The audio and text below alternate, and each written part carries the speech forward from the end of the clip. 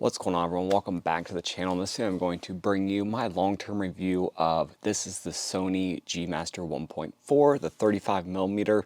I think they have just about every prime G Master lens out there that you could think of, but this is the one I've had the longest. It's probably my most used lens, just for family photography, traveling, out and about. It's a very good focal length for anything like that.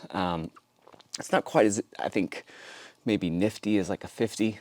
I know nifty 50, but I think that it's a good lens for multiple reasons. So I'm gonna go through some of the good and the bad. My previous favorite lens was the Canon 35mm 1.4L lens for the EF mount, the first version.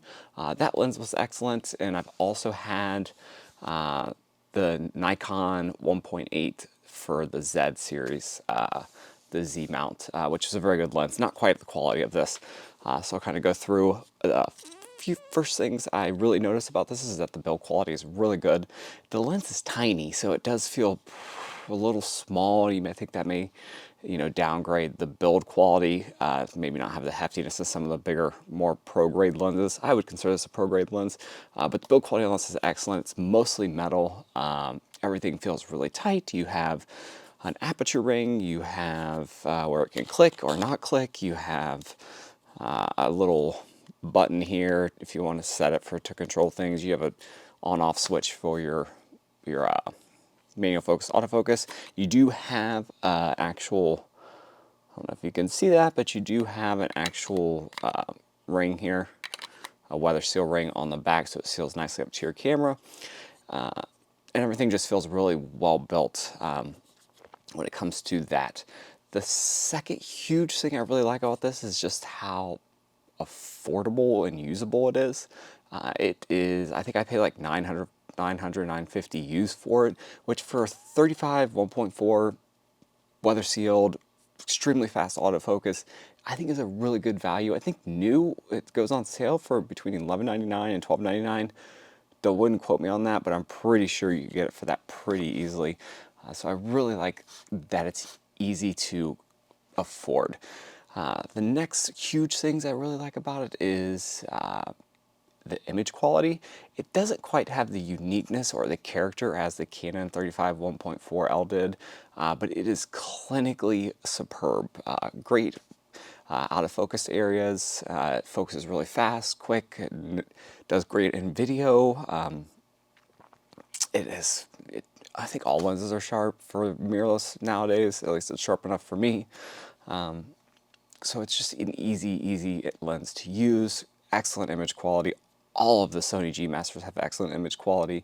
Some of them are maybe a little slower to focus than others, but the focus on this I found has been really good for tracking our toddler around and going through all of that.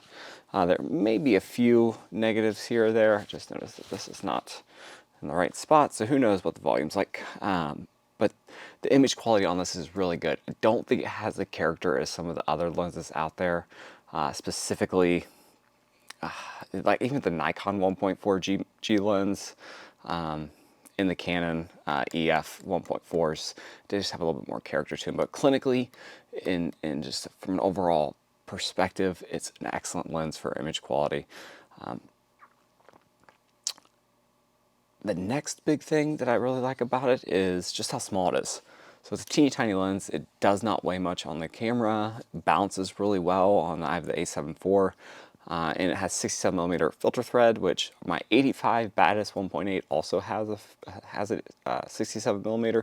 So the caps are the same, everything's the same, so it just kind of fits well together with that. A few negatives about it. There's not that many. Some people may not like the 35mm focal length, so that may be a deal breaker. That's kind of preference, depending on what you prefer and don't prefer. You probably could get the 35 1.8 and get similar results out of it. So if you're wanting to save a little bit of money and you don't want the G Master, you could do that. That's maybe the only two negatives that I could find with this. It really is a superb, all-around great lens. That's really it. it's been an excellent lens. I really like it. I do wish it had maybe a little bit more dreamy character, like let's say the 51.2 G Master lens. That thing, I've used it for a couple days. Somebody that I knew had it, and I used it for a few days. That thing is magical, similar to the Canon RF 51.2. It just has a dreamy quality look to it, where this is more just an excellent pro grade 35 millimeter lens. So that's it. If you can find a good copy used from a good seller, I would not hesitate to go that route. I've seen them drop down to $900 pretty easily, and I've been using this for about a year, and I bought it used, and it still works great. So that's it. If you have any comments, questions, leave them below. A side note: I'm not a professional photographer.